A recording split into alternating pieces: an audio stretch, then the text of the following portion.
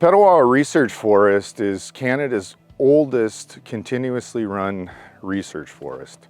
The fact that the PRF is 105 years old, there's no place that you can find what you find here in terms of research. In terms of students and our ability to use this place, it's one-stop shopping for us. A student can ask a question on tree genetics and I can show it to them, or silviculture, and I can show them comparative silvicultural operations and research and the findings of those over long time periods. And it's just unique. You can't find that anywhere else in Canada. So we're very lucky to be a half hour from this place. So to have a collaboration with the PRF means that you know that you're helping the planet against some of the challenges that it's facing right now. Climate change, invasives, increased incidence and intensity of forest fires. All that work is being tackled at this place, and Algonquin College gets to help with that.